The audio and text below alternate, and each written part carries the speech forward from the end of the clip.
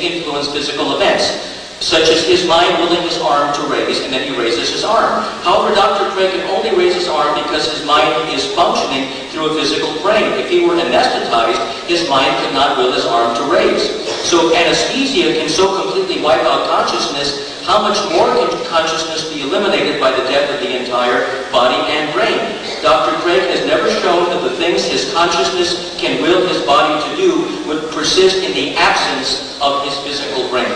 So for all of the promises of salvation, if you only accept Jesus, Christians have never been able to overcome the evidence of the dependence of our consciousness on our brains in order to make a believable argument that we do indeed survive death in some meaningful fashion in the first place.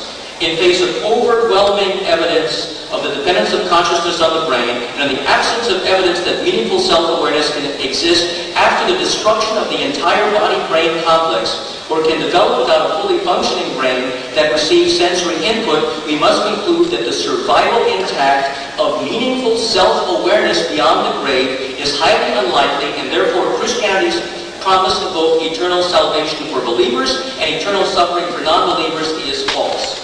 Dr. Craig is apparently also an opponent of reason.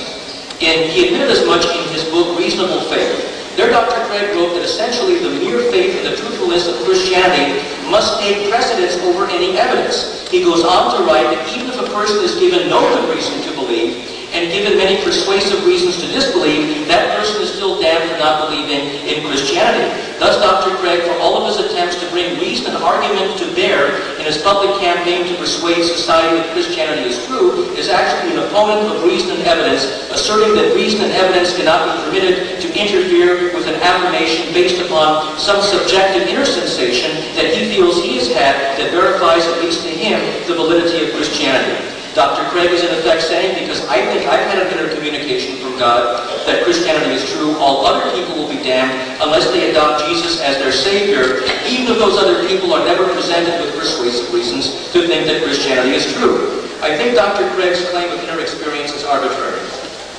He claims that if you look within, God will somehow communicate to you that Christianity is true, and that this communication from God is so unmistakable that you have no excuse for not believing it, even if you are never given any other evidence of the truthfulness for Christianity. Well, this raises a major problem of subjectivity. Why should Dr. Craig's sense of what has been communicated to him during his introspection have any greater weight than any other claim derived from introspection? Tibetan Buddhists, for instance, meditators and yogis spend much more time in intense formal introspective practice than do most Christians. Yet the message they seem to get is one of some universal force accessible to anyone who can sufficiently still their mind. Non-Christians of all types, be they followers of other religions, atheists or agnostics, are very often involved in the most sincere study and search for the truth. Yet many of us come to resolutions that differ from each other, but also reject Christianity. Why don't we don't search with less sincerity than Dr. Craig and his fellow Christians. So why does the Christian God hide himself from all of us when it is within that God's power to give us the experience that Dr. Craig claims he has had? The Christian God is really one vicious trickster. In fact, if Dr. Craig is right, that God is a vicious sadist. It means Buddhists, Muslims, Hindus, Jews, sincere atheists, and agnostics will all wind up in hell, regardless of how sincere our search, questioning, and doubt has been. This God, the Christian God, if he experienced, would truly be a sadistic monster, making Hitler look like the Boy Scout by comparison. Christianity cannot be true. Secular humanism is true. Thank you.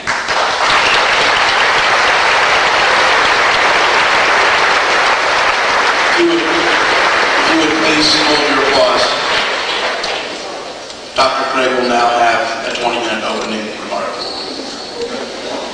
Wow. You'd think he didn't like me. I'm delighted to have the opportunity to join my friend Eddie Tabash in debating tonight secular humanism versus Christianity. Which view is true? It's worth underlining, in fact, that the debate tonight concerns which view is the truth.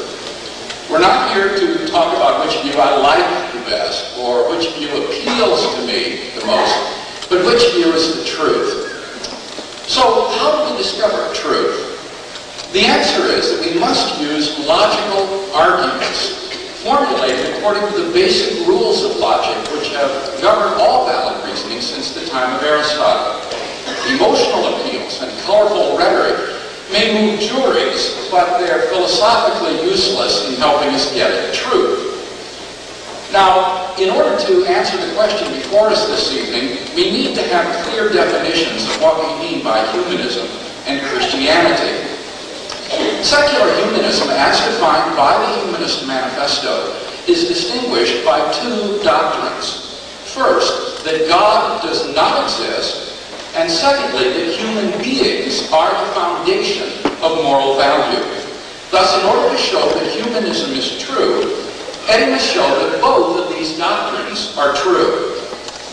By Christianity, I mean the view that a personal creator of the universe exists, and that he has revealed himself decisively in Jesus Christ. We're not here tonight to debate the inerrancy of the Bible or the immortality of the soul. Rather, we're here to discover whether or not a personal creator exists who has decisively revealed himself in Jesus.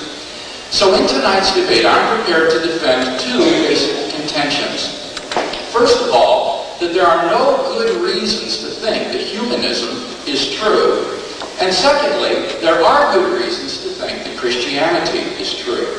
So let's look at that first basic contention together, that there are no good reasons to think that humanism is true. First, is there any good reason to think that atheism is true? Eddie claims that the evil and suffering in the world disprove God. Two things may be said in response to this. First of all, it is generally agreed among philosophers today that there is no demonstrable inconsistency between the existence of God and evil. So long as it is even possible that God has morally sufficient reasons for permitting evil, it follows that God and evil are logically compatible. Eddie just assumes that if God has such reasons, that these must be evident to us. But clearly there's no reason to think that that should be true. Secondly, evil actually proves the existence of God. The argument goes like this. Step one, if God does not exist, objective moral values do not exist. Many atheists and theists alike concur on this point. In the absence of God, there's no reason to think that human beings are objectively valuable. They're just accidental byproducts of nature, which are doomed to extinction individually and collectively in a relatively short time. Moral values are just the byproducts of socio-biological evolution, which help to perpetuate the human species in the struggle for survival. To think that we are intrinsically valuable, or that human morality is objective, is to be guilty of speciesism, thinking that your own species is the basis of goodness.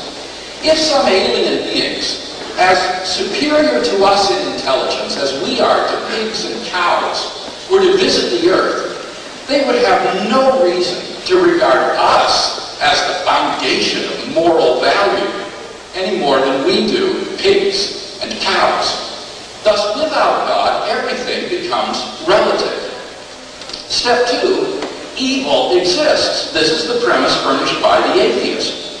Three, therefore, objective moral values exist. Namely, some things are evil.